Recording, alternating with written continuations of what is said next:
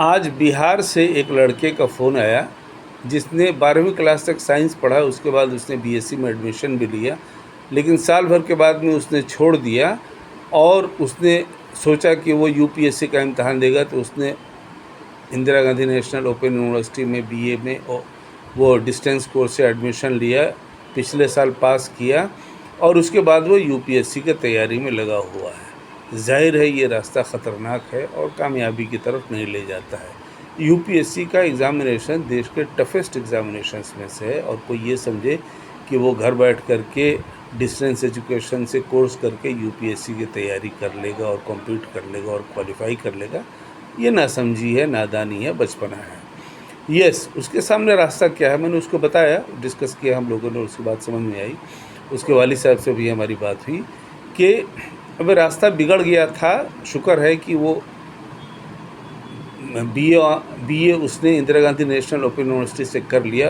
अब उसके लिए रास्ता ये है कि वो नंबर 1 रेगुलर एमए में बिहार में ही, Patna will be of course a preferable place, Patna में रेगुलर मास्टर्स करे जिस यूनिवर्सिटी से चाहे, और उस समय फिर वो यूपीएससी के नहीं पीसीएस की तैयारी करे।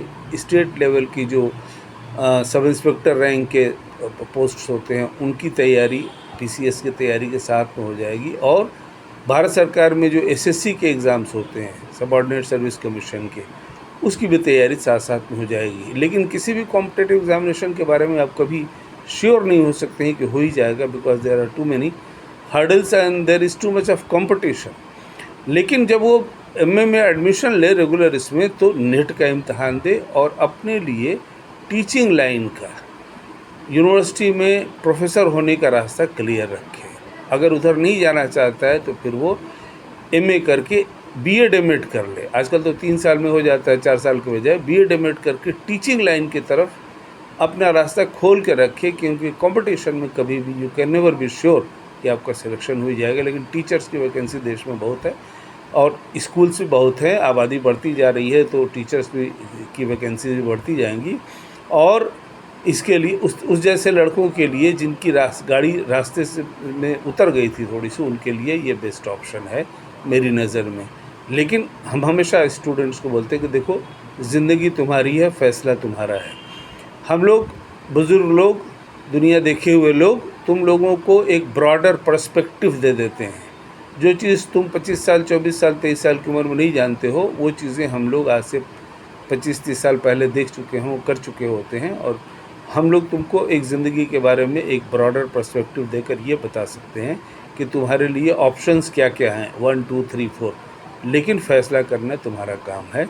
इसलिए हम तमाम स्टूडेंट्स को ये बोल रहे हैं, उनके गार्जियंस को भी बोल रहे हैं कि हम जैसे लोग तुम लोगों को, स्टूडेंट्स को, उनके गार्जियंस को बता सकते हैं कि कौन सा रास्ता सही रहेगा। बिकॉज बहुत सारे गार्जियंस, स्टूडेंट्स के गार्जियंस, मैंने स्टूडेंट्स, फर्स्ट जनरेशन स्टूडेंट्स हैं, वालिद साहब पता चला कि 10वीं पास हैं और बेटा एमए कर रहा है, तो उन बेचारों को क्या पता है कि एमए के बाद क्या ऑप्शंस है, एमए एमएससी के बाद क्या रास्ते हैं कामयाबी के लिए। तो ऐसे लड़कों के लिए, और मैं तो तमाम लड़कों को बोलता हूँ कि देखो, अपना तुम यूपीएससी या पीसीएस या किसी भी कंपटीशन की तैयारी करो, जानते हो कि उसमें रिजेक्शन रेट 99.99% होता है। अगर नहीं जानते हो तो हम बता देते हैं कि यूपीएससी में पिछले साल 11 लाख लड़के लड़कियों ने अप्लाई किया, जिसमें 1100 भी नहीं, 1016 लड़के लड़कियां सेलेक्ट हुए। वो भी आईएएस आईपीएस में सभी नहीं होते हैं, 400 मान लो आईएएस आईपीएस आईएफएस में हो गए, बाकी सब दूसरी सर्विसेज होती हैं उसमें होते हैं। तो इसलिए कभी भी श्योर नहीं हो सकते हो कि जहां रिजेक्शन रेट 99.99% है और सिलेक्शन रेट 0.001% है, वहाँ कभी भी कोई भी श्योर नहीं हो सकता है कि उसका सिलेक्शन हो जाएगा। इसीलिए जो सेकंड ऑप्शन है टीचिंग वाला, या तुम्हारी समझ में और कोई दूसरा ऑप्शन भी आता है तो देख लो, हमसे डिस्कस कर लो। लेकिन हमने ये देखा कि टीचिंग लाइन में उन लड़कों लड़कियों के लिए जो मेहनती हैं, ज़ाहिर है इसीलिए वे यूपीएससी की बात सोचते हैं।